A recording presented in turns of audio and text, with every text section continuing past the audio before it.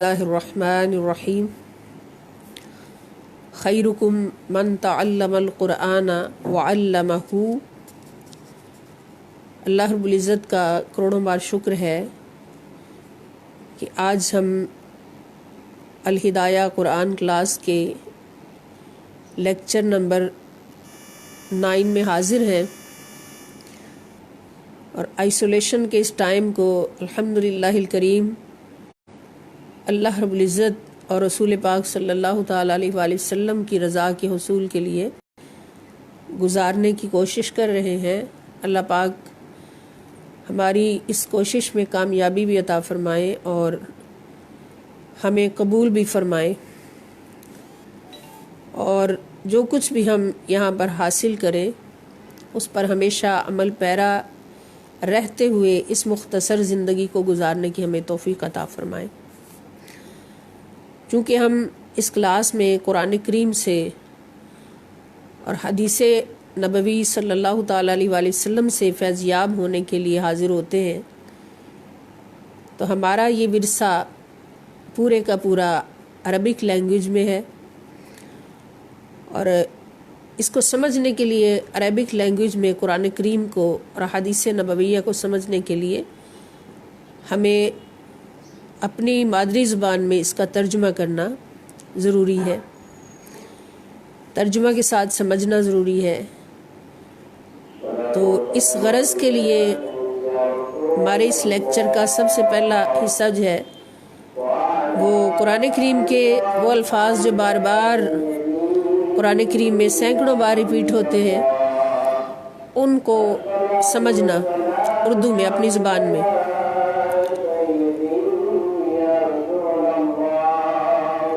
जैसा कि मैंने अर्ज़ किया था पहले लेक्चर में कि कुरान करीम में टोटल 2000 अल्फाज हैं, जिनमें से हमारी खुशकिस्मती है, उर्दू ज़ुबान की खुशकिस्मती है और उर्दू ज़ुबान को मादरी ज़ुबान के तौर पर लेने वालों की खुशकिस्मती है कि कुरान करीम के अंदर जो 2000 अल्फाज आते हैं उनमें से 1500 अल्फाज जो हैं वो उर्दू ज़ुबान में इस्तेमाल होते हैं।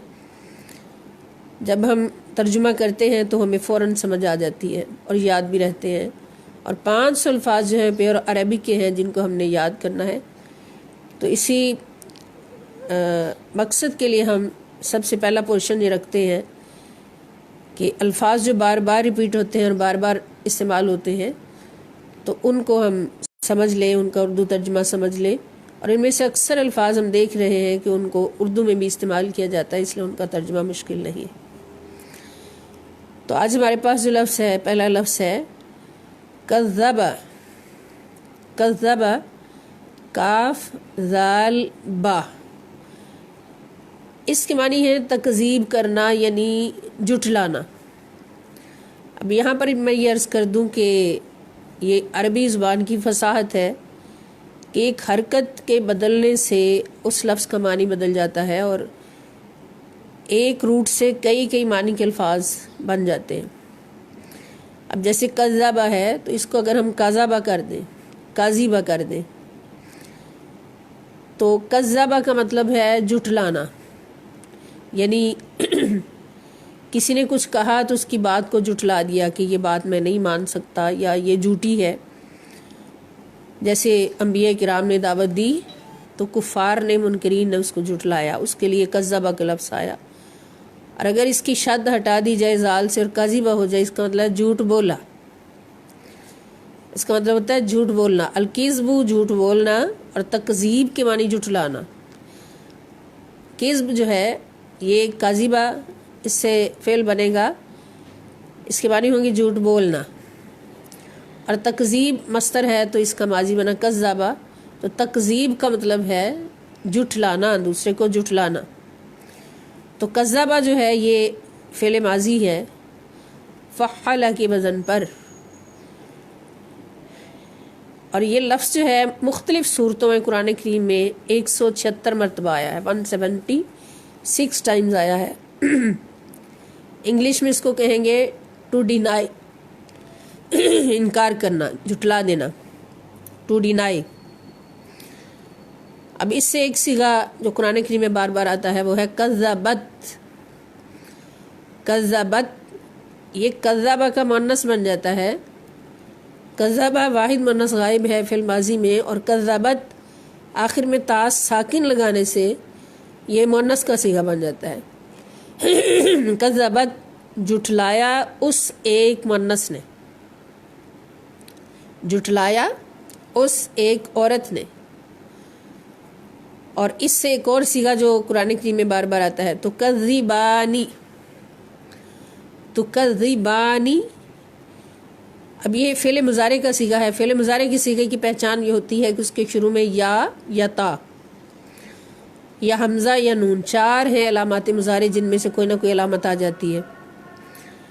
تو تکذبان میں تا جو ہے یہ علامت مضارع ہے، اور اس کے اینڈ پہ الف نون جو ہے آپ نے واو نون کے بارے میں پڑھا ہے. جیسے ہم اس کو تکذبون پڑھیں تو اینڈ پہ واو نون ہوگا، اور تا کے معنی تم، واو نون ہو تو سب، اور کذبہ جھٹلانا، اس کا مطلب ہو جائے گا تم سب جھٹلاتے ہو.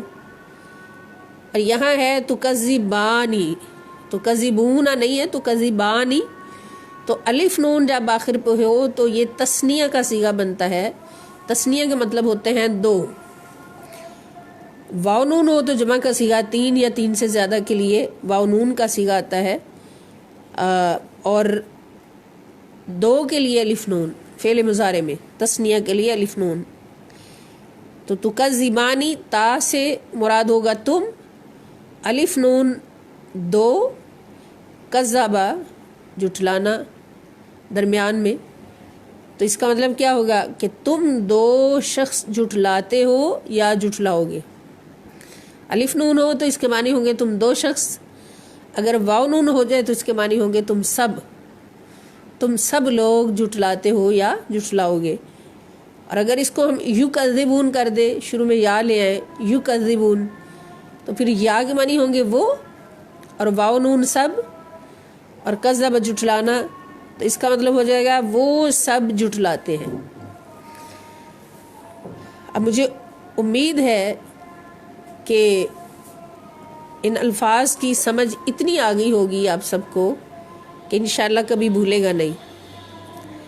اور ایک تیسرا لفظ جو یہاں پر ہم ڈسکس کرنا چاہ رہے ہیں جو بار بار آتا ہے قرآن کریم میں، وہ ہے کذبو. اسی سے ریلیٹ، کذبہ واحد ہے اور اس کی جمع ہے کذبو فعل ماضی میں. اس کا مطلب ہے جھٹلایا ان سب لوگوں نے. یہ مذکر کا صیغہ ہے، جھٹلایا ان سب مردوں نے. اور اگر مرد اور عورتیں جمع ہوں ایک گروہ کے لیے تو پھر بھی کذبو ہوگا. تو کذبو جھٹلایا ان سب لوگوں نے. یہ الفاظ جو ہیں یہ بار بار قرآن کریم میں آتے ہیں، اور یہ بہت زیادہ آتے ہیں اس لیے کہ ہر قوم نے جھٹلایا ہے اور یہ الفاظ ہر قوم کے لیے استعمال ہوئے ہیں. تو بس جو صیغے ہمارے سامنے آ رہے ہیں ان کی پہچان ہم رکھیں تو انشاءاللہ تعالیٰ قرآن کریم کا ترجمہ سیکھنا جو ہے وہ بہت آسان ہوگا. کبھی موقع ملا تو انشاءاللہ تفصیلاً گرامر بھی سیکھیں گے. اور دوسرا لفظ جو آج ہمارے پاس ہے وہ ہے اتقا. حمزہ تا، قاف نقطے والی اور چھوٹی یا، اوپر کھڑی زبر. سب کے سامنے سلیبس ہوگا، دیکھنا آسان ہے. اتقا یہ تقوی سے ہے، اور تقوی اس کا روٹ ہوتا ہے واو قاف یا، وقا. اس کے معنی ہے بچنا، بچنا، پرہیز کرنا، پرہیزگاری اختیار کرنا. تو اتقا جو ہے یہ بھی فعل ماضی کا صیغہ ہے. یہاں پر یہ عرض کر دوں کہ افعال جو ہمارے پاس آتے ہیں یہ سارے فعل آ رہے ہیں. ان میں 3 حرف والے بھی ہوتے ہیں، 3 سے زیادہ حروف والے بھی ہوتے ہیں. جو 3 حرف والے ہیں وہ ثلاثی مجرد کہلاتے ہیں، اور جو 3 سے زیادہ زائد حروف والے ہیں ان کو ثلاثی مزید فی کہتے ہیں. تو یہ کذبہ جو ہے یہ بھی ثلاثی مزید فی میں آتا ہے، اور اتقا جو ہے یہ بھی ثلاثی مزید فی میں آتا ہے. اتقا اس کا مطلب تقوی اختیار کیا اس ایک مرد نے، یہ واحد مذکر غائب فعل ماضی کا صیغہ ہے، تقوی اختیار کیا اس ایک مرد نے. اور یہ لفظ اپنی مختلف صورتوں میں مختلف صیغوں میں 166 مرتبہ قرآن کریم میں ذکر ہوا ہے، 166 ٹائمز. تو ان میں سے ایک صورت ہے اتقو. اتقو یہ فعل امر ہے، اس کا مطلب ہے کہ تم سب تقوی اختیار کرو. اتقوا اللہ حق تقاتہ، یہ قرآن کریم کا حکم ہے. یا ایھا الذین آمنوا اتقوا اللہ حق تقاتہ ولا تموتن الا وانتم مسلمون. تو اتقو یہ فعل امر ہے، تم سب تقوی اختیار کرو، یہ بھی قرآن کریم میں بار بار آتا ہے. دوسرا اس سے صیغہ تتقون، اس کو سمجھنا بہت آسان ہے، بار بار یہی ریپیٹ ہو رہا ہے وزن. تتقون تا فعل مضارع کی جس کا مطلب ہے تم، اور اینڈ پہ واو نون سب، اور درمیان میں تقوی. تقوی کی معنی پرہیزگاری کرنا. تو پھر کیا ہوگا؟ تم سب پرہیزگار بن جاؤ گے. تتقون تم سب پرہیزگار بنتے ہو یا تم سب پرہیزگار بن جاؤ گے.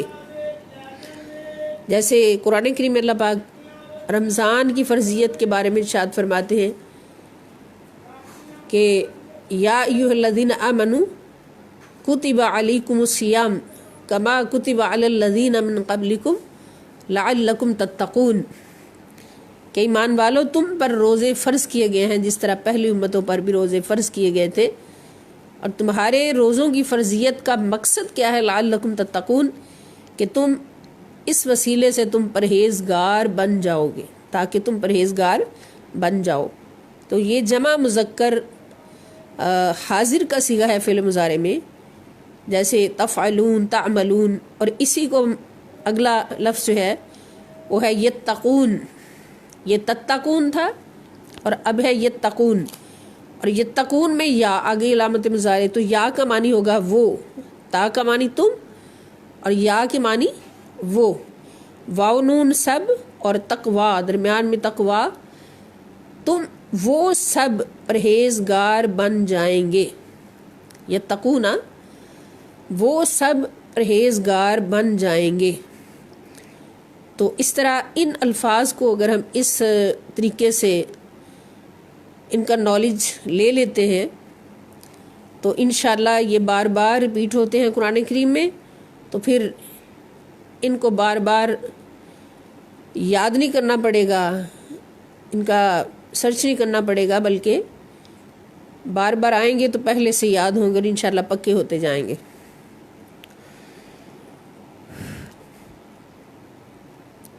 اب دوسرا پورشن ہمارا ہے لیکچر کا حدیث پاک، اور آج کی حدیث عن عبداللہ ابن عمرو رضی اللہ تعالی عنہما ان رجلا سأل النبی صلی اللہ علیہ وسلم ای الاسلام خیر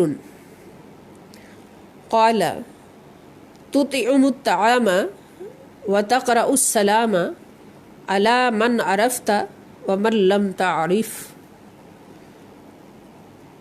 حضرت عبداللہ ابن عمرو رضی اللہ تعالی عنہما سے روایت ہے، انا کہ بے شک رجلاً ایک شخص نے، یہ رجلاً کے آخر میں جو زبر آئی ہے یہ انا کی وجہ سے ہے.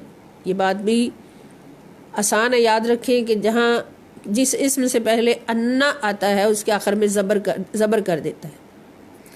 رجلاً کے آخر میں جو زبر آئی ہے وہ انا کی وجہ سے ہے کہ بے شک ایک آدمی نے سألا سوال کیا النبی نبی کریم صلی اللہ تعالی علیہ وآلہ وسلم سے، ای الاسلامی کون سا اسلام، یعنی اسلام میں کون سا عمل خیر بہتر ہے، کون سا اسلام سب سے بہتر ہے.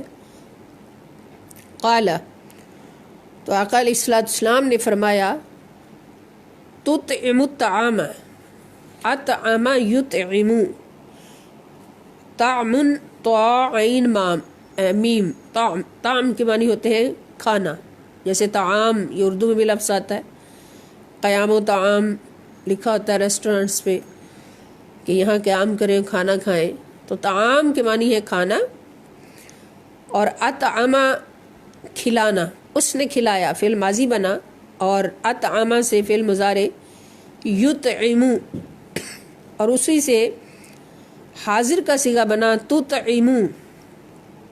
اب پیچھے الفاظ کی ڈیفینیشن میں سارا کچھ سیکھ رہے ہیں کہ تطعم میں تا جو ہے یہ حاضر کے لیے یہ فعل مضارع ہے، یعنی تم کھلاؤ یا تو کھلائے، الطعام کھانا، یعنی سب سے بہتر اسلام یہ ہے، اسلام میں سب سے بہتر عمل یہ ہے کہ تم کھانا کھلاؤ دوسروں کو، اور تقرؤ، تم کہو، قرأ یقرأ ہوتا ہے نا پڑھنا یا کہنا یا بولنا، تم کہو السلام، سلام، یعنی السلام علیکم ورحمۃ اللہ وبرکاتہ بولو، اللہ اس کو بھی من عرفتہ، من جس کو عرفتہ تم پہچانتے ہو، واو، اور من جس کو لم تعرف تم نہیں پہچانتے۔ عرفہ یعرف ہوتا ہے معرفت، اسی سے معرفت کا لفظ ہے، معرفت رکھنا، پہچاننا، تو یہ بھی اردو میں استعمال ہوتا ہے کثرت سے۔ تو حضرت عبداللہ ابن عمر رضی اللہ تعالیٰ عنہما سے روایت ہے کہ بے شک ایک شخص نے نبی کریم صلی اللہ تعالیٰ علیہ وآلہ وسلم سے سوال کیا کہ کون سا اسلام بہتر ہے، یعنی اسلام میں کون سا عمل بہتر ہے، تو آپ نے فرمایا کہ تم دوسروں کو کھانا کھلاؤ اور اس کو بھی سلام کرو جس کو تم پہچانتے ہو، اور اس کو بھی سلام کرو جس کو تم نہیں پہچانتے۔ تو اس حدیث پاک سے جو سبق ہمیں حاصل ہوتا ہے، اگر اس پر ہم عمل پیرا ہو جائیں تو ہمارا پورے کا پورا معاشرہ جو ہے وہ محبت کا ایک نمونہ بن جائے، امن و سلامتی کا ایک نمونہ بن جائے، ہر قسم کے فساد سے، بغض سے، حسد سے، دشمنی سے پاک ہو جائے۔ اس لیے کہ دوسروں کو کھلانا جو ہے، کسی کو آپ جانتے ہیں یا نہیں جانتے اس کو بھی کھلانا، اور کسی کو آپ جانتے ہیں یا نہیں جانتے اس کو سلام کرنا، بشرطے کہ وہ مسلمان ہو۔ تو یہ دونوں ایسے عمل ہیں کہ جس سے اسلام کا رنگ نکھرتا ہے، اسلام واضح ہو کر سامنے آتا ہے، اور مسلمان یہ بتاتا ہے کہ اسلام کیا ہے۔ پھر معاشرہ جو ہے وہ ہر قسم کے فساد سے، دکھ سے، بھوک سے، افلاس سے پاک ہو جاتا ہے، اور محبتیں ہی محبتیں ہر طرف پھیل جاتی ہیں۔ نبی کریم صلی اللہ تعالیٰ علیہ وآلہ وسلم نے ایک موقع پر فرمایا تھا کہ کیا میں تمہیں ایسا عمل نہ بتاؤں جو تمہیں جنت میں داخل کر دے، جو تمہیں جنت میں داخل کر دے۔ اور جنت میں داخلے کے لیے ایمان ہونا ضروری ہے، اور ایمان کی مضبوطی کے لیے کیا ہے کہ افشوا السلام بینکم، کہ آپس میں سلام کو عام کرو، سلام کو عام کرو۔ یہاں تک حضور علیہ السلام نے فرمایا کہ اگر تم میں سے کوئی سلام کر کے گزرا ہے اور دوبارہ تھوڑی دیر بعد دوبارہ ملاقات ہوئی، پھر سلام کرو۔ اگر تم گزر رہے ہو، سلام کیا ہے، اور ایک درخت کے پیچھے سے گزر کے دوبارہ آئے ہو تو پھر سلام کرو، سلام میں کثرت کرو۔ افشوا السلام بینکم، اس لیے کہ سلام سے تعلق مضبوط ہوتا ہے، اور اسی طرح دوسروں کو کھلانے سے تعلق مضبوط ہوتا ہے، دوسروں کو کھلانے سے محبت بڑھتی ہے، اور اللہ تعالیٰ اتنا راضی ہوتا ہے کہ اللہ والے فرماتے ہیں کہ تم جا کے مسجدوں میں خدا کو تلاش کرتے ہو، مدارس میں سجدوں میں خدا کو تلاش کرتے ہو، لیکن سب سے آسان کام کہ ادھر قدم اٹھاؤ اور ادھر خدا مل جائے، وہ ہے دوسروں کو کھلانا۔ دوسروں کو کھانا کھلاؤ تو اللہ تعالیٰ فوراً مل جاتا ہے، اللہ دوسروں کو کھلانے سے اتنا خوش ہوتا ہے۔ تو اس حدیث پاک سے ہمیں دو مضامین جو سمجھ آئے، نمبر 1 یہ کہ کھانا کھلانا اور سلامتی کی دعا کرنا اسلام میں بہترین اعمال ہے۔ دوسروں کو کھانا کھلانا اور سلامتی کی دعا کرنا سب کے لیے اسلام میں بہترین اعمال ہیں، اور اس پر ہم کوشش کریں کہ بھرپور عمل کریں اپنی زندگی میں۔ اور دوسرا مضمون جو ہمیں سمجھ آیا وہ یہ کہ اپنوں کے علاوہ اجنبی لوگوں کو بھی کھلانا اور ان کی بھلائی چاہنا بہترین مسلمان کی علامت ہے۔ یعنی دوسروں کو بھی کھلانا اور ان کی بھلائی چاہنا، ان کے لیے امن و سلامتی کی دعا کرنا، یہ بہترین مسلمان کی علامت ہے۔ اور کھلانے کے بارے میں تو اہل بیت اطہار ہمارے لیے سب سے بڑی مثال ہے کہ حضرت سیدہ فاطمۃ الزہرا رضی اللہ تعالی عنہا، حضرت مولا علی شیر خدا رضی اللہ تعالی عنہ، کہ انہوں نے اس عمل کو کس طرح سے ادا کیا، بندگی کے کس مقام پر رہتے ہوئے ادا کیا، اور کس اخلاص کے ساتھ ادا کیا کہ اللہ پاک نے اسی لمحے قرآن کی آیات اتار دی کہ وَيُطْعِمُونَ الطَّعَامَ عَلَى حُبِّهِ مِسْكِينًا وَيَتِيمًا وَأَسِيرًا۔ اور اخلاص کے کس مقام پر رہتے ہوئے اس عمل کو ادا کیا کہ اللہ اور اس کے رسول صلی اللہ تعالی علیہ وسلم کو پسند ہے کہ اللہ پاک نے فوراً قرآن کی آیت اتار دی کہ وَيُؤْثِرُونَ عَلَىٰ أَنفُسِهِمْ وَلَوْ كَانَ بِهِمْ خَصَاصَةٌ۔ دیکھو میرے نبی کے گھر والوں کو، علی اور فاطمہ کو، کہ خود اس بات کے حقدار ہیں کہ کھانا کھائیں، 3 دن سے پیٹ میں کھانا نہیں گیا، چہرے کمزور ہو گئے ہیں، جسم کمزور ہو گئے ہیں، اس کے باوجود وہ دوسروں کو اپنے حصے کا کھلا رہے ہیں، اپنے حصے کا بھی دوسروں کو کھلا رہے ہیں، اور خود بھوکے رہ رہے ہیں، خود پانی اور نمک سے روزہ افطار کر رہے ہیں۔ سبحان اللہ۔ تو پھر وہی جنتوں کے مالک بنے۔ اس کام کی اتنی عظمت ہے، اہل بیت اطہار نے اس عظمت کے ساتھ اس پر عمل کر کے دکھایا۔ اور سلامتی کا پیکر یہ بھی اہل بیت اطہار کی ذات والا صفات ہے، ہمارے لیے بہت بڑا نمونہ کہ پتھر مارنے والوں کو بھی دعائیں دے رہے ہیں، اور پھر اپنوں کے ساتھ محبت کا عالم کیا ہوگا۔ اللہ پاک ہمیں اس پر عمل کرنے کی ہمیشہ توفیق عطا فرمائے۔ اب تیسرا پورشن ہمارا آج کے لیکچر کا قرآن کریم کی آخری صورتوں میں سے ایک چھوٹی صورت، بلکہ شان میں بہت بڑی صورت، جس کو نبی کریم صلی اللہ تعالی علیہ وآلہ وسلم نے 1/3 قرآن فرمایا ہے۔ قرآن کا تیسرا حصہ اگر کسی نے پڑھنا ہو، 1/3 قرآن ایک ٹائم میں پڑھنا ہو تو سورۃ الاخلاص کو ایک بار پڑھ لے، اور اگر پورا قرآن پڑھنا ہو تھوڑے ٹائم میں تو سورۃ اخلاص کو 3 بار پڑھ لے۔ تو آج ہمارا موضوع جو ہے وہ سورۃ الاخلاص ہے۔ اس سورت کے بارے میں مکی اور مدنی دونوں روایات آتی ہیں۔ بعض روایات میں ہے کہ یہ مکی سورت ہے، اور بعض میں ہے مدنی، اور بعض میں ہے کہ یہ مکی بھی ہے مدنی بھی ہے، مکہ میں بھی نازل ہوئی ہے اور مدینہ میں بھی نازل ہوئی ہے۔ اور بعض روایات میں یہ بھی ہے کہ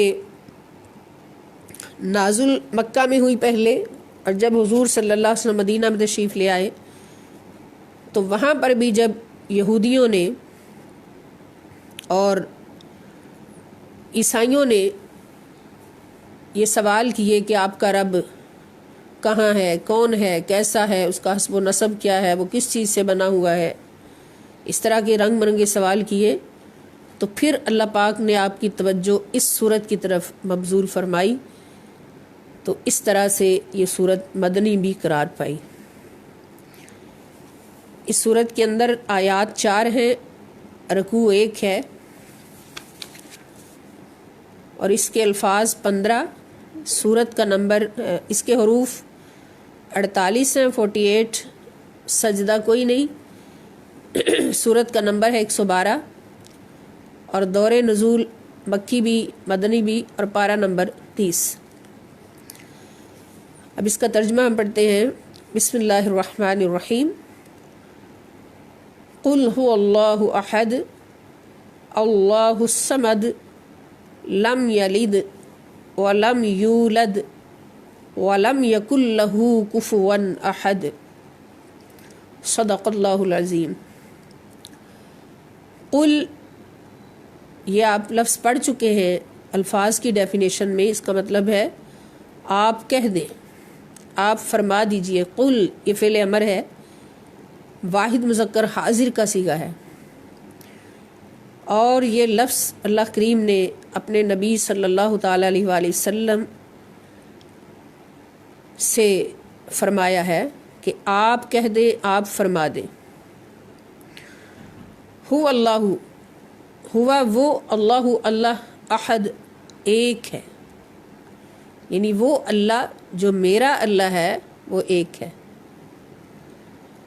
अल्लाहु समद, अल्लाह कौन है? अल्लाह अस्समदु, बेनियाज है।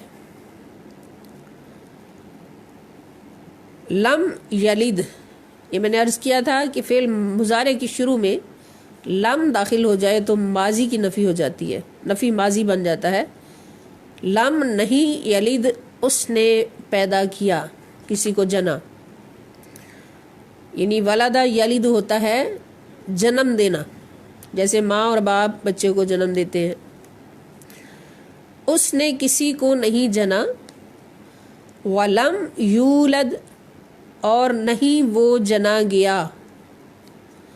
यलिद जो है ये मुज़ारे मारूफ का सीगा है और यूलद ये मुज़ारे मजहूल का सीगा है। तो यलिद में फ़ाइल मौजूद है, यूलद में मफ़ूल। तो ना उसने किसी को पैदा किया है, जना है, और ना ही वो किसी से पैदा हुआ है, यानी वो ना किसी का बाप है और ना किसी का बेटा। वलम यकुन, और नहीं है, लम नहीं, यकुन है, लहू उसके लिए, कुफुवन हमसर, अहद कोई भी, और उसका कोई भी हमसर नहीं। यानी ए नबी मुकर्रम सल्लल्लाहु अलैहि वसल्लम आप फरमा दीजिए कि वो अल्लाह है जो यकता है, वो अल्लाह है जो वाहिद है, यकता है। अल्लाह सबसे बेनियाज, सब की पनाह और सब पर फाइक है, और ना उससे कोई पैदा हुआ है और ना वो किसी से पैदा किया गया है, और ना ही उसका कोई हमसर है। तो ये सूरह मुबारका, इसको कुरान करीम का एक तिहाई रसूलुल्लाह सल्लल्लाहु ताला अलैहि वसल्लम ने फरमाया। और एक बार नबी करीम सल्लल्लाहु ताला अलैहि वसल्लम मस्जिद में तशरीफ़ लाए, सहाबा किराम बैठे हुए थे, तो हुजूर ने फरमाया मैं तुम्हें एक तिहाई कुरान सुनाऊं। तो सहाबा फ़ौरन अलर्ट हुए, खुश हो गए कि हुजूर से एक तिहाई कुरान सुनना है। तो हुजूर अलैहिस्सलाम ने सूरतुल इखलास सुनाई और खामोश हो गए। सहाबा ने पूछा हुजूर आपने तो एक तिहाई कुरान सुनाना था। तो आका ने फरमाया ये एक तिहाई कुरान ही तो है, सूरतुल इखलास। और इसको एक तिहाई कुरान क्यों कहा गया कि इसके अंदर मुफस्सिरीन किराम फरमाते हैं कि इसके अंदर अल्लाह पाक ने तीन चीज़ें, तीन बातों की तरफ तवज्जो दिलाई है, तीन अकायद की तरफ तवज्जो दिलाई है। अल्लाह की तौहीद पर ईमान, नबी करीम सल्लल्लाहु अलैहि वसल्लम की नबियों की रिसालत पर ईमान, और रोज़े क़यामत पर ईमान। कुरान करीम में तीन चीज़ों की तरफ तवज्जो दिलाई गई है। तो चूँकि ये सूरह मुबारका अल्लाह ताला की तौहीद पर एक मुकम्मल मज़मून है, एक कामिल तरीन मज़मून है, अकमल तरीन मज़मून है, और इसके अंदर अल्लाह पाक की वहदानियत का हर पहलू बयान हो गया है, इसलिए इसको एक तिहाई कुरान कहा गया कि इसमें अल्लाह ताला के साथ शिर्क की नफ़ी और अल्लाह रब्बुल इज़्ज़त की तौहीद का हर पहलू, मसलन शिर्क जो है वो अदद में हो सकता है, एक खुदा है या दो है या तीन है, تو اس کی پہلی آیت نے بتا دیا کہ اللہ احد، اللہ صرف ایک ہے، اللہ صرف ایک ہے۔ اور پھر شرک جاہ و منصب میں ہو سکتا ہے کہ منصب یہ ہے یہ نہیں، تو اللہ پاک نے فرما دیا کہ اللہ الصمد، اللہ کا منصب یہ ہے کہ وہ صمد ہے۔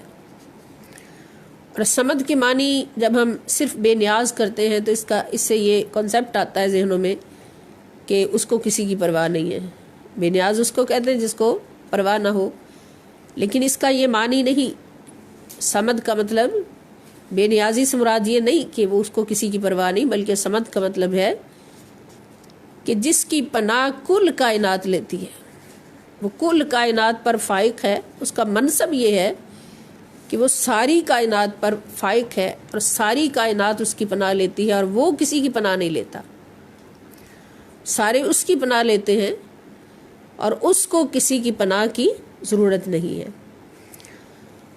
اور پھر تیسرا شرک ہو سکتا ہے، ایک شرک عدد میں ہو سکتا ہے تو احد کہہ دیا، جاہ و منصب میں ہو سکتا ہے تو صمد کہہ دیا، اور پھر شرک نسب میں ہو سکتا ہے کہ اس کا نسب یہ ہے یہ نہیں، یا فلاں کا اس کا نسب یہ ہے تو دوسرے کا بھی یہ ہے، تو اس کی نفی اللہ پاک نے لم یلد ولم یولد کہہ کے فرما دی کہ خدا نسب سے پاک ہے، نہ وہ کسی کا باپ ہے نہ بیٹا ہے، نسب اس کا ہوتا ہے جس کا باپ اور بیٹا ہوتا ہے، جس کی نسل چلتی ہے۔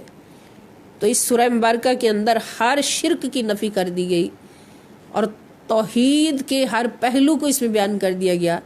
اس لیے اس کو نبی کریم صلی اللہ تعالیٰ علیہ وآلہ وسلم نے فرمایا کہ یہ 1/3 قرآن ہے۔ اور پھر اس سورہ مبارکہ کی عظمت یہ ہے کہ اس کو پڑھنے والا جو ہے وہ اللہ کا محبوب ہو جاتا ہے، اللہ تعالیٰ کا محبوب ہو جاتا ہے۔ جیسے ایک صحابی، ان کی عادت تھی کہ جب وہ نماز پڑھاتے اپنی مسجد میں تو کوئی بھی چھوٹی سورت پڑھنے سے پہلے سورت اخلاص ضرور تلاوت کرتے، سورت اخلاص ضرور پڑھتے اور پھر کوئی دوسری سورت پڑھتے۔ تو مقتدیوں نے کہا کہ آپ ایک ہی سورت پڑھا کریں، سورہ اخلاص کیوں ساتھ جوڑتے ہیں؟ انہوں نے کہا میں نے تو ایسے ہی کرنا ہے، اگر آپ کی مرضی ہے تو میرے پیچھے نماز پڑھ لیں، نہیں مرضی تو نہ پڑھے۔ بات نبی کریم صلی اللہ تعالی وسلم کے پاس گئی تو حضور علیہ السلام نے پوچھا کہ آپ ایسا کیوں کرتے ہیں؟ حضور کو پتہ تھا، دوسروں کو بتانے کے لیے پوچھا، تو انہوں نے عرض کی حضور اس لیے کہ مجھے سورہ اخلاص سے بہت محبت ہے، میں اس کے بغیر نہیں رہ سکتا، اس کو پڑھے بغیر نہیں رہ سکتا۔ تو حضور نے مسکرا کے فرمایا کہ پھر تو اللہ کا بھی محبوب ہے، جو سورۃ اخلاص سے محبت کرتا ہے تو اللہ تعالیٰ اس سے محبت کرتے ہیں۔ اور پھر ایک بار نبی کریم صلی اللہ تعالی وسلم مسجد میں تشریف لائے تو ایک آدمی کو یہ کہتے ہوئے سنا، وہ یہ کہہ رہا تھا کہ اسألک یا اللہ یا احد یا صمد یا لم یلد ولم یولد ولم یکن لہ کفوا احد۔ وہ یہی سوال اللہ پاک سے اسی انداز سے سوال کر رہا تھا، اللہ کی وحدانیت کا اقرار کرتے ہوئے۔ تو حضور علیہ السلام نے اس کو فرمایا کہ اے شخص تجھے بخش دیا گیا، اے شخص تجھے بخش دیا گیا، اے شخص تجھے بخش دیا گیا۔ 3 بار حضور علیہ السلام نے اسے یہ فرمایا۔ تو سورہ اخلاص کی یہ عظمت ہے کہ یہ 1/3 قرآن ہے اور اللہ کی وحدانیت پر سب سے بڑی دلیل ہے۔ اور پھر ہم جب دیکھتے ہیں کہ اس کا سٹارٹ جو ہے وہ اللہ پاک نے اپنی ذات کا تعارف کروانے کے لیے اپنی طرف سے نہیں کیا۔ یہ نہیں فرمایا کہ یا ایھا الناس انا اللہ احد یا انا احد یا اللہ احد، نہیں، اللہ تعالیٰ نے اپنا تعارف عطا کرنے کے لیے لفظ قل، اور قل یہ بتاتا ہے کہ وسیلہ مصطفیٰ کتنا ضروری ہے صلی اللہ علیہ وآلہ وسلم، کہ اللہ پاک نے اپنا تعارف اور کامل و اکمل تعارف سورہ اخلاص کی صورت میں جو ہمیں دیا تو وہ اپنی طرف سے نہیں دیا، بلکہ درمیان میں وسیلہ رکھا کس کو؟ محمد مصطفیٰ صلی اللہ تعالیٰ علیہ وآلہ وسلم کو، قل کہہ کے۔ تو یہاں پر ہم دیکھ رہے ہیں کہ تعارف خدا کا ہے اور زبان مصطفیٰ کی صلی اللہ علیہ وآلہ وسلم۔ جیسا کہ میں نے عرض کیا تھا کہ قرآن کریم میں مصطفیٰ کا تعارف ہے، نبی کریم صلی اللہ علیہ وآلہ وسلم کا تعارف ہے تو زبان خدا کی ہے، اور جب خدا کا تعارف ہے تو زبان مصطفیٰ کی ہے صلی اللہ تعالیٰ علیہ وآلہ وسلم۔ اللہ تعالیٰ بغیر وسیلے کے بھی بتا سکتے تھے، لیکن قل کہنا یہ نبی کریم صلی اللہ تعالیٰ علیہ وآلہ وسلم کا مقام بندگی بتانا ہے کہ کوئی میرے نبی کو اپنے جیسا مت سمجھے۔ تم تو دنیا کی چھوٹی موٹی چیزوں کا بھی تعارف نہیں بتا سکتے، کسی عام شخص کا تعارف نہیں بتا سکتے، کسی اپنے پیر و مرشد کا استاد کا تعارف نہیں بیان کر سکتے، اور وہ میرا بندہ بندگی کے کس مقام پر ہے جو اللہ رب العزت کی ہر خوبی کا، ہر صفت کا اور ہر عظمت کا تعارف اس طرح سے کروا رہا ہے جیسے اس نے اپنی آنکھوں سے دیکھا۔ تعارف وہی کروا سکتا ہے نا جو جانتا ہو، جاننے بغیر تو کوئی تعارف نہیں کروا سکتا، اور حضور علیہ السلام اللہ تعالیٰ کا تعارف کروا رہے ہیں، اور کس طرح سے کروا رہے ہیں کہ جس میں شک کی گنجائش ہی نہیں۔ تو اصل میں حضور کا مقام بندگی دکھانے کے لیے کہ بندے تم بھی ہو، بشر تم بھی ہو، بشر یہ بھی ہے، بندے تم بھی ہو، خدا کے بندہ یہ بھی ہے، مگر اس کا مقام بندگی تو دیکھو کہ جب یہ صفا کی پہاڑی پر کھڑے ہو کر کفار کے سرداروں کو، کفار کے لشکروں کو خدا کی طرف دعوت دیتا ہے، اور دعوت دیتا ہے کہ قولوا لا الہ الا اللہ تفلحوا، اور وہ دلیل مانگتے ہیں کہ آپ کے پاس دلیل کیا ہے کہ اللہ ایک ہے، اللہ بے نیاز ہے، وہ کسی کا باپ نہیں، کسی کا بیٹا نہیں، آپ کے پاس دلیل کیا ہے؟ تو اس وقت جو دلیل حضور علیہ السلام نے پیش کی ان کفار کے سامنے، وہ قرآن نہیں پیش کیا، قرآن کو بعد میں پڑھ کے سنایا، کوئی اور دلیل پیش نہیں کی، دلیل پیش کی تو اپنا مقام بندگی دکھایا کہ دیکھو میں کون ہوں، میں خدا کا بندہ ہوں نا، جس کی طرف دعوت دے رہا ہوں، جس کا تعارف بتا رہا ہوں، خدا کا بندہ ہوں نا۔ تو بندے کو دیکھو کہ اس بندے نے کبھی جھوٹ بولا؟ 40 سال تمہارے اندر گزار دیے، بتاؤ کبھی جھوٹ بولا؟ انہوں نے یک زبان ہو کر کہا نہیں، آپ نے کبھی جھوٹ نہیں بولا۔ اس بندے نے کبھی امانت میں خیانت کی؟ سب نے یک زبان ہو کر کہا نہیں، کبھی امانت میں خیانت نہیں کی۔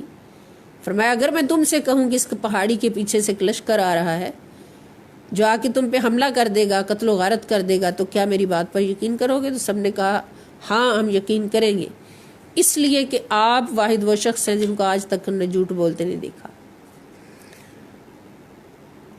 تو حضور نے کس کو پیش کیا؟ خود کو پیش کیا، اپنے کردار کو پیش کیا، اور دکھا دیا کہ جس کا بندہ اس مقام پر ہے وہ خدا کس مقام پر ہوگا،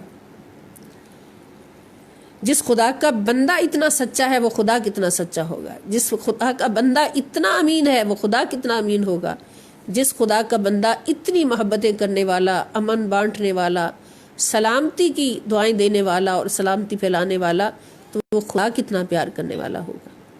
خود کو پیش کیا۔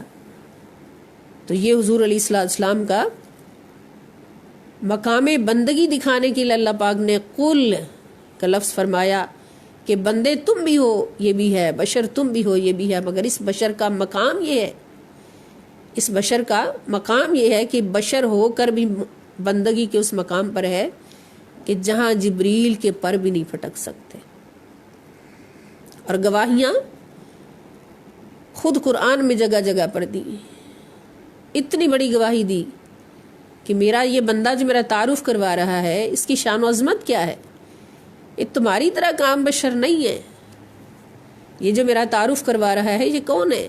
جس نے مجھے اپنی آنکھوں سے دیکھا ہے، جس کو میں نے اپنے جلوے اس کی آنکھوں سے دکھائے ہیں، اپنے جلووں کی روبرو اس کو بلایا ہے، بٹھایا ہے، اور خود اس کو لے کر سیر کرائی ہے، شب اسراء میں ساتھ لے کر سیر کرائی ہے، گواہیاں خود دی کہ ثم دنا فتدلی فکان قاب قوسین او ادنا، عظمتوں کی انتہا پر اس کو بٹھایا ہے، اور عظمتوں کی وہ انتہا اور اس انتہا پر بیٹھے مصطفیٰ خدا نہیں بندہ ہے خدا کا۔ یہ حضور کا مقام بندگی ہے، صرف نور نہیں بشر بھی ہے، صرف بشر نہیں نور بھی ہے۔ جو حضور کی بشریت سے انکار کرے وہ بھی کافر، جو حضور کی نورانیت سے انکار کرے وہ بھی کافر۔ کہ اس مقام پر بٹھایا ہے، عظمتوں کی اس انتہا پر بٹھایا ہے کہ ادھر خدا ہے ادھر مصطفیٰ ہے، اور ادھر خدا ادھر مصطفیٰ، نہ رہا کوئی فاصلہ۔ اور پھر وہ تمہارے جیسا بشر کیسے ہو گیا کہ تم کہو کہ ہم بھی فوت ہوتے ہیں وہ بھی فوت ہو گئے، تو وہ سلام کیسے سنتے ہیں؟ بندگی، مقام بندگی حضور کا کیا ہے کہ ادھر خدا ہے ادھر مصطفیٰ ہے اور سارے فاصلے ختم ہیں۔ ثم دنا فتدلی فکان قاب قوسین او ادنا۔ تو اس مقام پر جو بیٹھا ہوگا وہی بتا سکے گا نا کہ اللہ احد، اللہ الصمد، لم یلد ولم یولد ولم یکن لہ کفوا احد۔ اور یہ مقام بندگی ہمیں بتاتا ہے کہ حضور نور بھی ہیں، حضور بشر بھی ہیں، مگر کس طرح کہ نور ہیں تو سب سے اعلیٰ۔ کسی سے یہ بھی سنا کہ فرشتے بھی تو نور ہیں، تو فرشتوں سے تو انسان افضل ہے۔ جب دوسروں کے ذہنوں کو بھڑکانا ہوتا ہے یا شیطانی معاملات کو دوسروں کے سامنے پیش کرنا ہوتا ہے تو پھر اس طرح کی باتیں بھی پیش کی جاتی ہیں کہ تم کہتے ہو نبی نور ہیں تو فرشتے بھی تو نور ہیں، تو فرشتہ تو انسان تو فرشتے سے افضل ہے، تو پھر نور کیسے افضل ہو گیا؟ تو اس کا جواب یہ ہوگا کہ اللہ پاک نے جتنے نور پیدا کیے ہیں اس کائنات میں، سارے نوروں سے افضل نور نور مصطفیٰ صلی اللہ علیہ وسلم۔ اور یہ بات اللہ پاک نے ہمیں معراج کی شب دکھا دی، سمجھا دی پورے زمانے کو کہ جبرائیل نوریوں کا سردار ہے۔ اگر تم کہتے ہو فرشتے نور ہیں، جبرائیل ان سارے نوریوں کا سردار ہے، اور معراج کی شب سدرۃ المنتہا پہ وہ سارے کے سارے نوری صفے باندھے کھڑے تھے، ہاتھ باندھ کے سلامی پیش کر رہے تھے۔ کس کو؟ نور مصطفیٰ صلی اللہ علیہ وآلہ وسلم، جو نور علی نور ہے۔ اور پھر ایک مقام ایسا آتا ہے اسی نورانی کائنات میں کہ نوریوں کا سردار بھی دم توڑ جاتا ہے، اور اس مقام سے آگے کون جاتا ہے؟ جس کو خدا نے فرشتوں سے بھی اعلیٰ نور بنایا، عرش سے بھی اعلیٰ نور بنایا، قاب قوسین سے بھی اعلیٰ نور بنایا، اور سارے نوروں سے افضل ہے تو نور مصطفیٰ صلی اللہ علیہ وآلہ وسلم۔ اور بشریت میں سب سے اعلیٰ بشر ہے، سب سے بالا بشر ہے، بلکہ عظمت بشر ہے تو محمد مصطفیٰ صلی اللہ تعالیٰ علیہ وآلہ وسلم۔ بات صرف ماننے کی ہے، جو مان گئے وہ پار لگ گئے۔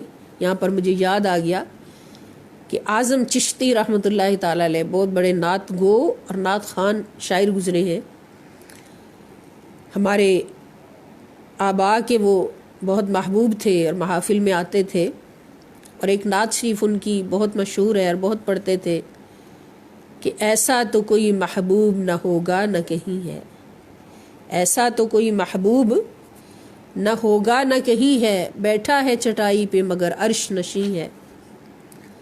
نعتیں پڑھتے پڑھتے ہی دنیا سے رخصت ہو گئے۔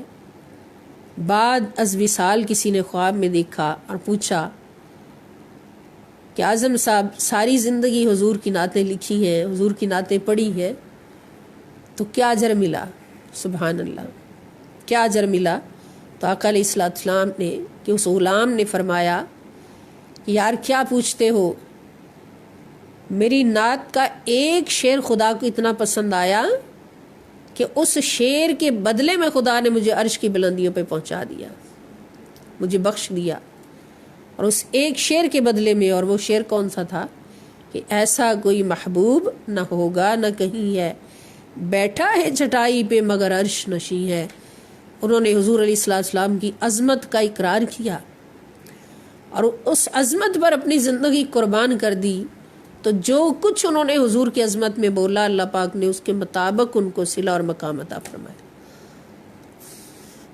بات پھر وہی کہ قبر میں جا کے کامیابی اور ناکامی صرف پہلے سوال پر نہیں، دوسرے سوال پر نہیں، بلکہ تیسرے سوال پر ہونے والی ہے کہ ما کنت تقول فی حق حاضر رجل محمد صلی اللہ علیہ وآلہ وسلم، کہ اس ہستی کے حق میں دنیا میں کیا بولا کرتے تھے جب علم کے سمندر کہلاتے تھے، عالم کہلاتے تھے، محدث کہلاتے تھے، مفسر کہلاتے تھے، مبلغ اور خطیب کہلاتے تھے، تو اس ہستی کے حق میں کیا بولا کرتے تھے جس کا نام ہے محمد صلی اللہ علیہ وآلہ وسلم؟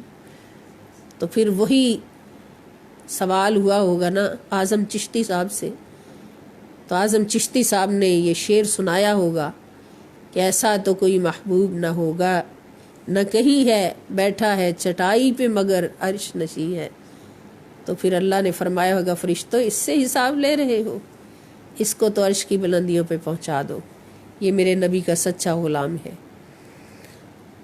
تو حضور علیہ السلام کا مقام بندگی دکھایا ہے قل کہہ کے کہ ہے یہ بھی میرا بندہ، مگر دیکھ لو بندگی کے کس مقام پر ہے کہ میں اس کے تعارف کروا رہا ہوں اور یہ میرے تعارف کروا رہا ہے، میں اس کی زبان سے اس کے تعارف اپنی زبان سے کروا رہا ہوں، کہیں وما ارسلناک الا رحمۃ للعالمین کہہ کے، کہیں والضحی واللیل اذا سجا ما ودعک ربک وما قلا وللآخرۃ خیر لک من الاولی ولسوف یعطیک ربک فترضی الم یجدک یتیما فآوی ووجدک ضالا فہدی ووجدک عائلا فأغنی فأما الیتیم فلا تقہر وأما السائل فلا تنہر وأما بنعمت ربک فحدث۔ اپنی زبان سے اس محبوب کے تعارف کروا رہا ہوں، کہیں لا اقسم بہذا البلد وانت حل بہذا البلد ووالد وما ولد کہہ کے خود اس کی عظمتوں کے اور اس کے قدموں میں لگنے والی خاک کی عظمتوں کے تعارف کروا رہا ہوں۔ کیا یہ تمہارے جیسا بشر ہے؟ بشر ہے مگر سب بشروں سے اعلیٰ ہے، عظمت بشر ہے، بشریت کی عظمتوں کی انتہا ہے۔ اور جب اپنا تعارف کرواتا ہوں تو بھی اس کی زبان سے کرواتا ہوں، یہاں بھی مقام بندگی دکھاتا ہوں کہ تم بھی میرے بندے ہو جو مجھے پہچانتے ہو تو وسیلوں سے، مگر بندہ یعنی بندہ بنتے ہی تب ہو میرا جب تم اس نبی کی زبان پر یقین کر کے مجھے پہچانتے ہو۔ تو پھر اس نبی کا مقام دیکھو کہ تمہارے جیسا بشر یہ کیسے ہو گیا۔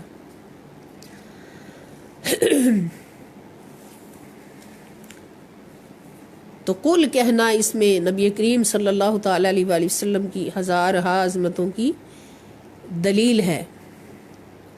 اور پھر ایک بہت پیاری بات کہ قل کہنے میں اللہ تعالیٰ اپنے نبی صلی اللہ علیہ وسلم کو آداب بھی سکھاتے ہیں۔ سبحان اللہ، حضور فرماتے ہیں کہ میرے اللہ نے مجھے خود آداب سکھائے ہیں، میرا اللہ مجھے خود آداب سکھاتا ہے اور ادب سکھانے میں کمال کر دیا ہے۔ سبحان اللہ، ادب سکھانے میں کمال کر دیا ہے۔ تو یہ لفظ قل جو ہے یہ بھی ثابت کرتا ہے کہ اللہ تعالیٰ اپنے نبی صلی اللہ تعالیٰ علیہ وآلہ وسلم کی تربیت خود فرماتا ہے، خود آداب سکھاتا ہے۔ تو جس کو اللہ نے آداب سکھائے ہوں اور گواہی دی ہو کہ الرحمن علم القرآن، کہ رحمان اللہ نے اپنی صفت رحمان کا ظہور فرما کے خود قرآن سکھایا. اور بتائیں پوری کائنات انسانیت میں کس کو قرآن سکھایا اللہ نے؟ اللہ تعالیٰ نے ڈائریکٹ کس کو قرآن سکھایا؟ اس میں کوئی شک نہیں کہ ہم سب بھی اللہ کی رحمت سے قرآن سیکھتے ہیں، اللہ کے فضل سے ہی قرآن سیکھتے ہیں، لیکن سامنے بٹھا کر قرآن سکھایا، اپنی صفات سے نوازا، اپنے اخلاق سے نوازا، اپنے انداز سے نوازا، اپنی چاہتوں سے نوازا. وہ یہ شرف کس کو ملا؟ جو سب سے اعلیٰ نور بھی ہے، سب سے اعلیٰ بشر بھی ہے. اور اس کو قرآن سکھایا، ادب سکھایا، اور پھر فرمایا انک لعلی خلق عظیم، کہ بے شک آپ اخلاق کے سب سے اعلیٰ مرتبے پر فائز ہیں. تو یہ نبی کریم صلی اللہ تعالیٰ علیہ وآلہ وسلم کی عظمتوں کی دلیل بھی یہ سورہ مبارکہ ہے، اور اللہ رب العزت کی وحدانیت، توحید باری تعالیٰ پر سب سے بڑا مضمون ہے، کامل و اکمل مضمون ہے. قرآن کریم میں بہت مقامات پر اللہ کی توحید کے بارے میں احکام آتے ہیں، آیات آتی ہیں، لیکن سورہ اخلاص جو ہے یہ سب سے کامل اکمل. اس میں اللہ تعالیٰ کی ہر جہت سے، جیسے میں نے عرض کیا کہ شرک عدد میں ہو سکتا ہے تو اس کے لیے عہد فرما دیا، شرک جاہ و منصب میں ہو سکتا ہے تو اس کے لیے الصمد فرما دیا، اور شرک نسب میں ہو سکتا ہے تو اس کے لیے لم یلد ولم یولد فرما دیا. یہ کامل اکمل سورہ مبارکہ ہے. اللہ پاک ہمیں اس کو سمجھنے کی اور اس پر عمل پیرا رہتے ہوئے زندگی گزارنے کی توفیق عطا فرمائے. سورہ اخلاص بہت بڑا سرمایہ ہے ہمارے لیے.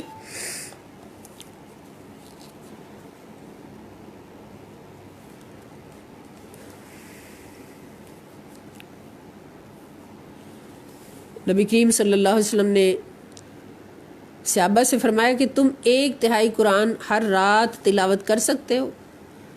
تو صحابہ نے عرض کی مشکل کام ہے حضور، یہ 1/3 قرآن ہر رات پڑھنا. تو حضور علیہ السلام نے فرمایا کہ جس نے سورۃ اخلاص کو ایک بار پڑھ لیا اس نے 1/3 قرآن پاک کی تلاوت کر لی، اور جس نے 3 بار پڑھا سورہ اخلاص کو اس نے پورا قرآن پڑھ لیا.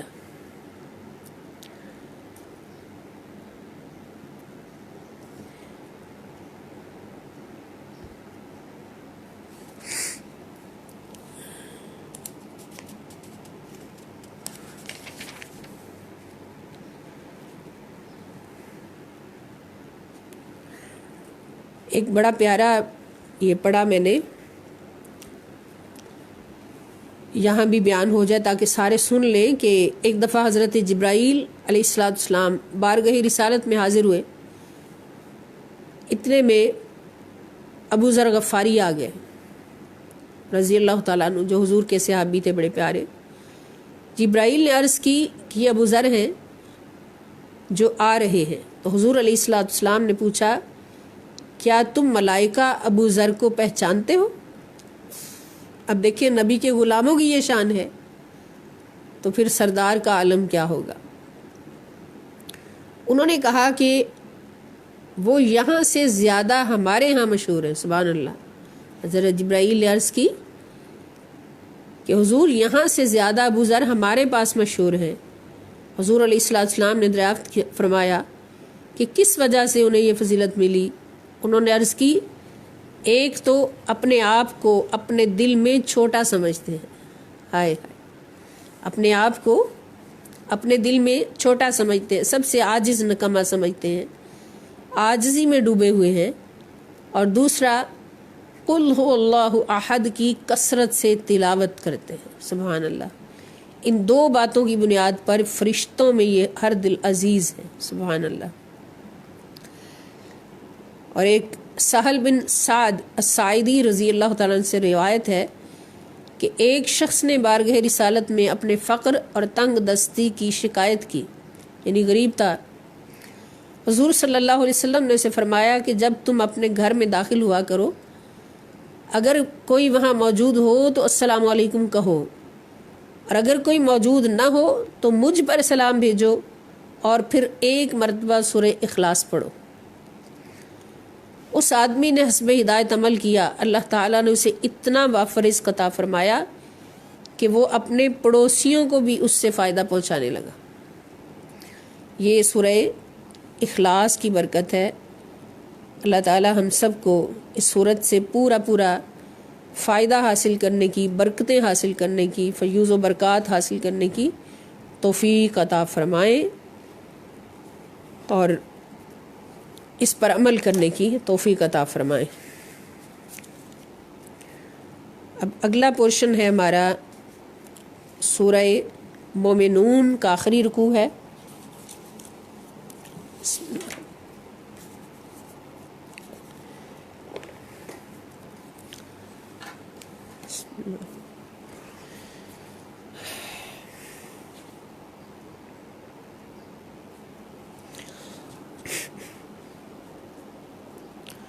رکوع نمبر 5 ختم ہو چکا ہے اور رکوع نمبر 6 یعنی آخری رکوع ہمارا باقی ہے۔ دیکھیں آج کتنا پڑھا جاتا ہے۔ بسم اللہ الرحمن الرحیم۔ قل رب اما ترینی ما یوعدون، قل آپ فرما دیجئے، ربی اے میرے رب، اما اگر، ترینی تریا تو دکھانا چاہتا ہے، نی مجھے، ما وہ عذاب جس کا یوعدون ان لوگوں سے وعدہ کیا جاتا ہے، اگر تو اس عذاب کو مجھے دکھانا چاہتا ہے جس کا ان سے وعدہ کیا جا رہا ہے، ربی اے میرے رب، فلا تجعلنی پس نہ بنانا مجھے، فا پس لا نہیں، تجعل بنانا نی مجھے، فی القوم الظالمین فی میں القوم الظالمین ظالم قوم میں سے مجھے نہ بنانا، ان میں مجھے شامل نہ کرنا۔ یعنی یہ بھی جیسے میں نے ابھی عرض کیا کہ قل کہہ کے اللہ تعالیٰ حضور کی تربیت فرما رہے ہیں، حضور کو ادب سکھا رہے ہیں۔ تو اللہ تعالیٰ فرماتے کہ محبوب میں ان لوگوں کو جو عذاب دینے والا ہوں وہ تجھے دکھا بھی سکتا ہوں، لیکن اگر میں وہ عذاب دکھا دوں تجھے تو تو نے یہ دعا کرنی ہے کہ اے میرے رب، جو عذاب تو مجھے دکھانے والا ہے مجھے ان میں شامل نہ کرنا۔ یعنی یہ بھی اللہ تعالیٰ حضور کو سکھا رہے ہیں۔ یہاں سے بھی حضور علیہ السلام کا مقام بندگی ہمیں ملتا ہے کہ حضور کا مقام بندگی کیا ہے۔ ربی فلا تجعلنی فی القوم الظالمین، اے میرے رب مجھے ظالم قوم میں شامل نہ کرنا۔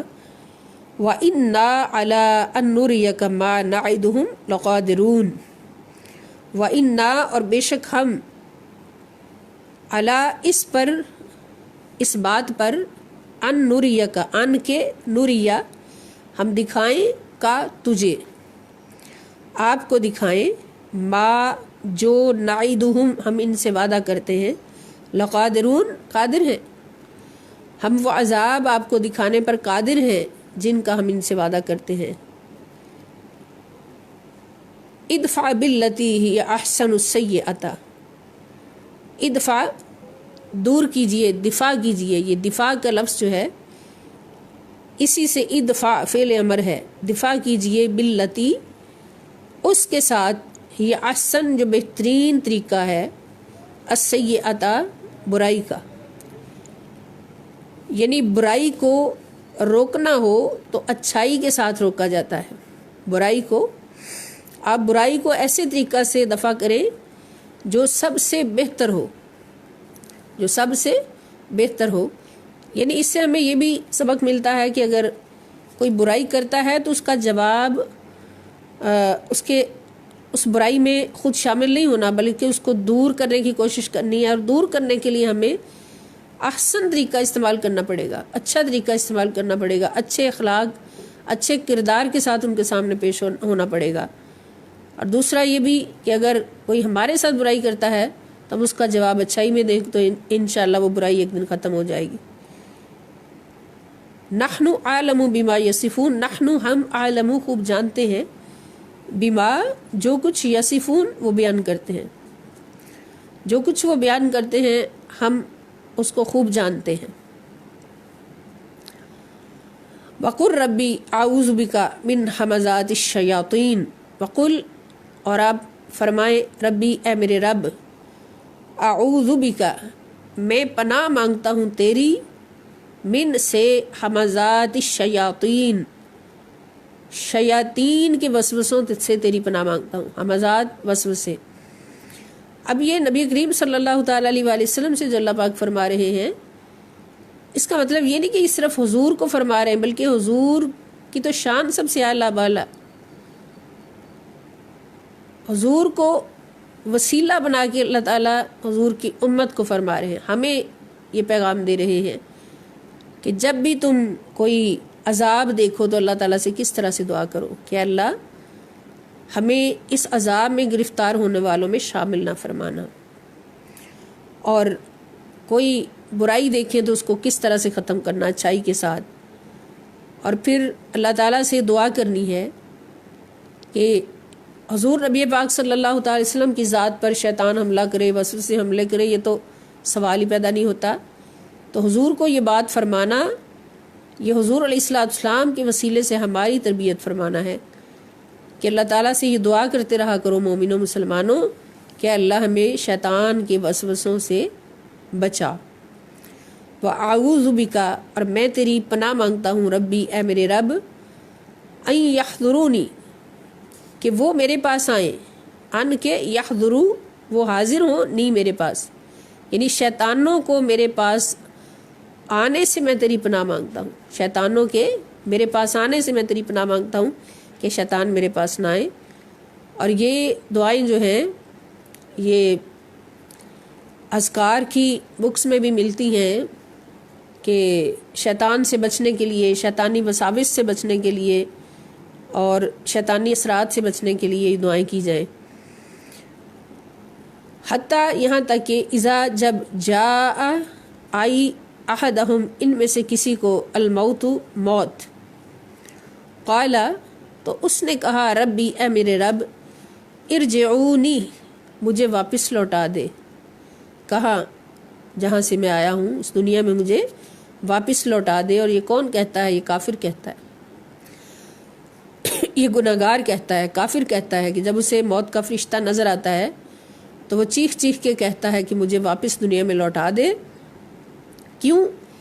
اس وقت اس کو نظر آ جاتا ہے کہ میں کچھ کر کے نہیں آیا، پھر وہ چیختا ہے کہ لعلی اعمل صالحا، لعلی تاکہ میں عمل کروں صالحا نیک، تاکہ میں اس دنیا میں کچھ نیک عمل کر لوں، فیما اس میں جو ترکتو میں چھوڑ آیا ہوں، جس دنیا کو میں چھوڑ آیا ہوں اس میں جا کر کوئی نیک عمل کر لوں۔ کلا اللہ پاک فرماتے ہرگز نہیں، انہا کلمۃ ہوا قائلہا یہ وہ بات ہے، انہا کلمۃ یہ وہ بات ہے، ہوا قائلہا جو اس کو بولتا ہے، فقط بولنے والا بولتا ہے حسرت کے ساتھ، بولنے والا حسرت کے ساتھ صرف بول ہی سکتا ہے، یہ بات پوری نہیں ہو سکتی۔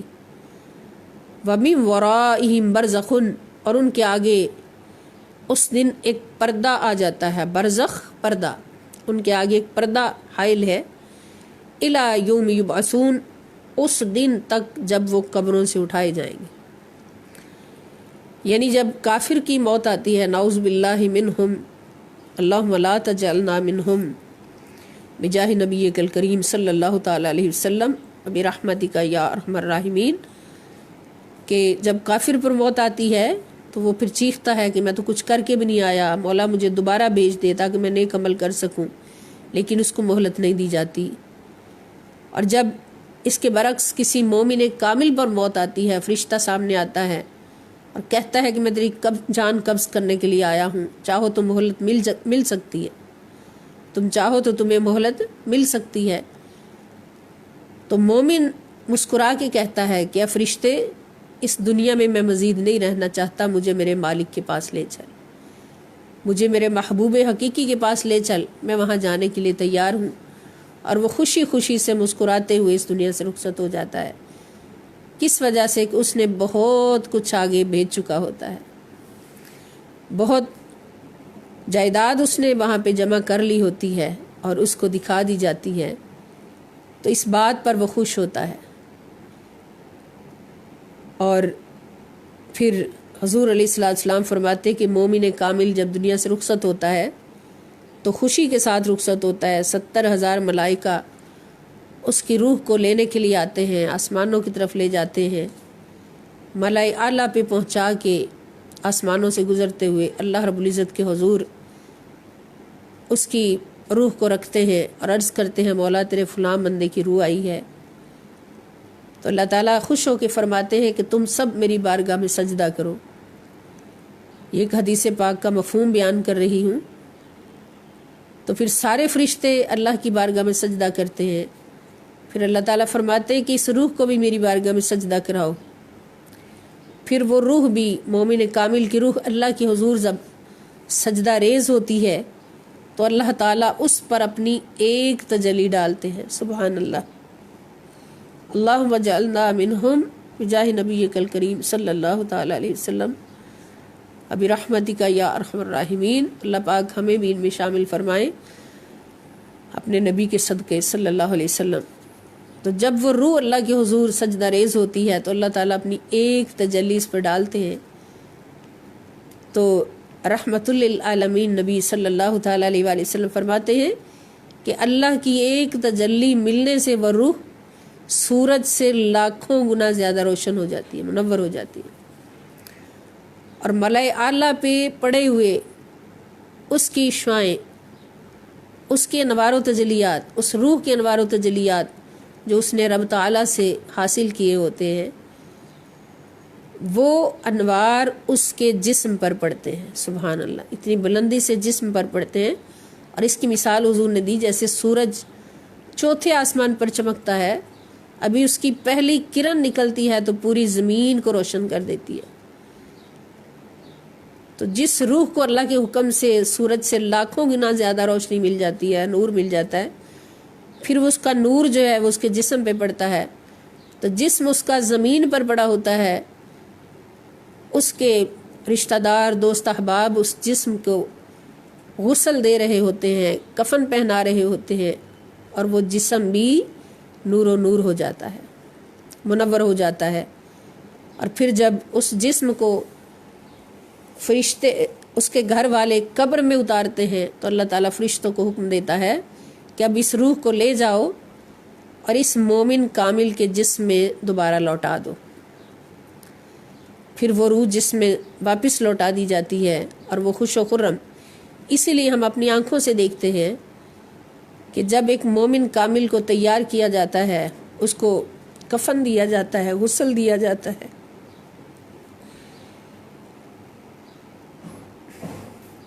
تو اس کا چہرہ چودھویں کے چاند کی طرح چمک رہا ہوتا ہے۔ وہ اتنا خوش ہوتا ہے کہ جتنا دنیا میں بھی خوش نہیں تھا، اور خوشیوں کے ساتھ دلہا بن کر وہ رخصت ہو۔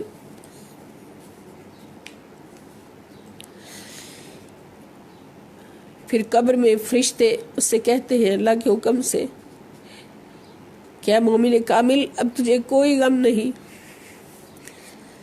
نم کا نومت العروس، اب تو پہلی رات کی دلہن کی طرح سو جا۔ یہ ایک مومن کامل کی موت ہے،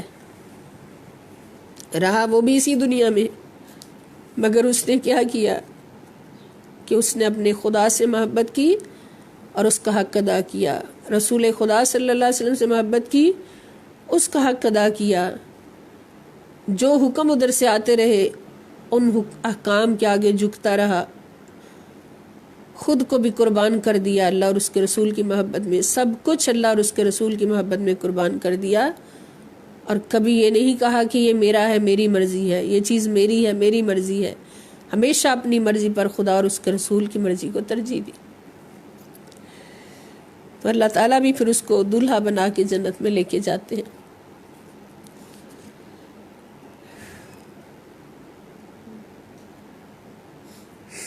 اللہ پاک ہمیں ان مومنین کاملین کے ساتھ ہمارا حشر فرمائے، ان کے قدموں کی خاک بن کر زندگی گزارنے کی توفیق عطا فرمائے، اور ان گروہوں سے ہمیں ہمیشہ بچنے کی توفیق دے جو اللہ کی نافرمانی میں چلنے والے ہیں، نعوذ باللہ۔ اللہم اہدنا الصراط المستقیم صراط الذین انعمت علیہم غیر المغضوب علیہم ولا الضالین، آمین۔ وما علی الا البلاغ المبین۔